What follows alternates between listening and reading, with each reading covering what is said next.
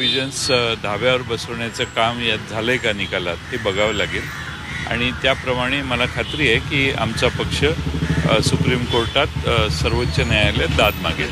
मुद्दा हा आहे की तुमच्या पक्षाच्या संघटना निवडणुका झाल्या त्या तुम्ही कागदोपत्री एस्टॅब्लिश नाही करू शकला आणि त्याच अनुषंगाने तो मुद्दा बाजूला राहिला आणि मग आमदारांच्या संख्येकडे अध्यक्षांनी लक्ष घेतलं. संघटनात्मक निवडणुका झाल्या 2018ला झाल्यानंतर 22ला कोविड होतं. त्यावेळी आमच्या निवडणुका आत्ता 22च्या आधी कारण कोविडची परिस्थिती सुधारल्यावर निवडणुका सुरू झाल्या. महाराष्ट्रातही सुरू झाल्या, देशात झाल्या. पवारसाहेबांची निवडणूक अध्यक्षपदाची झाली आणि महाराष्ट्रामध्ये ज्या संघटनात्मक निवडणुकांची प्रोसेस आहे ती काही जिल्ह्यात पूर्ण झालेली. पण घटनेतच आमच्या पक्षाचे असं आहे की जोपर्यंत नवीन निवडणूक होत नाही तोपर्यंत पूर्वीचे पदाधिकारी कार्यरत असतात. त्यामुळं घटनेत कॉन्स्टिट्यूशनमध्ये जे आहे त्याच्या पलीकडे जाऊन निर्णय होऊ शकत नाही असं मला वाटतं. जो शिवसेनेचा निर्णय दिला गेला अगदी तसाच निर्णय हा आपल्या पक्षाच्या बाबतीत दिला गेला. कुठलाही बदल नाही, तशाच प्रकारचा निर्णय. त्या निर्णयात दोन्ही बाजू कुणालाच त्यांनी डिस्क्वालिफाय नाही केलं. या निर्णयात कोणालाही डिस्क्वालिफिकेशन नाही केलं. पण सगळ्यात महत्त्वाची बाब पक्ष कोणाचा याचा निर्णय दिला आणि पक्ष फक्त विधानसभेच्या सदस्यांच्या जीवावर एखाद्याचा होऊ शकतो हा नवा प्रकार या निवडणुकीत या निर्णयात दिसतोय आणि मला खात्री आहे की सुप्रीम कोर्ट हे मान्य करणार नाही कारण त्यांनी सुभाष देसाई केसमध्ये सुप्रीम कोर्टाने यावर आधीच भाष्य केलेलं आहे. खरं तर मूळ जो विषय आहे अपात्रतेचा विषय आहे आणि अपात्रतेमध्ये कोण अपात्रच होत नाहीत, पात्रच ठरवले जातात दोन्ही पक्षाकडून. दोन्ही कोणच अपात्र न करणं हा मध्यम मार्ग स्वीकारलेला दिसतोय.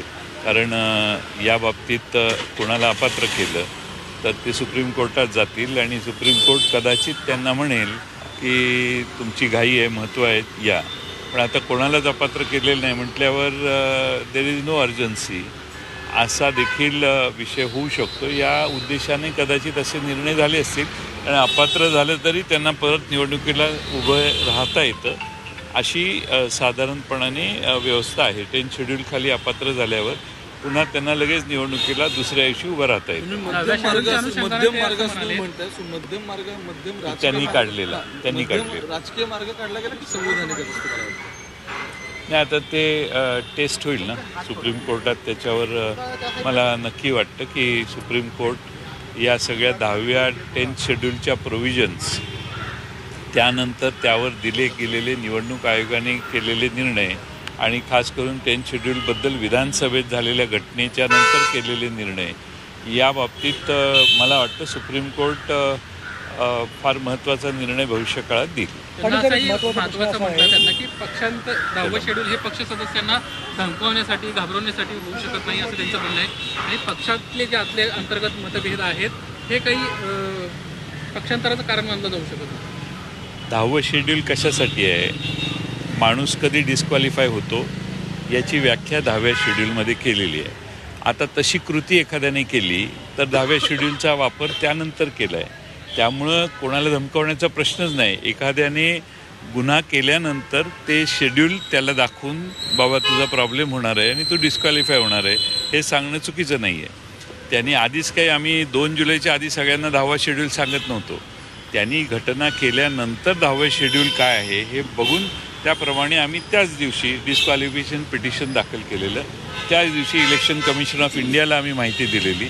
त्यामुळं आमचं कायद्याने करेक्ट आणि कुठलीही चूक नसणारी आमची भूमिका होती. त्यावेळी 10व्या आमचा डिस्प्यूट 29 तारखेला नाही पण 30 तारखेला डिस्प्यूट झाला आणि 2 तारखेला काही लोक उठून विरोधी पक्षात जाऊन शपथ घेतात. हा कुठला प्रकार आहे? मग पक्षाची रीतसर बैठक व्हायला पाहिजे. पक्षाच्या अध्यक्षांचं सगळ्यांना बोलवलं पाहिजे आणि सगळ्यांच्या मिटिंगमध्ये चर्चा झाली पाहिजे. त्यानंतर बहुमताचा निर्णय झाला का माणसं बोलवायची आणि त्यांच्या सह्या करायच्या आणि मग हे आता आमचं बहुमत झालं म्हणून सांगायचं.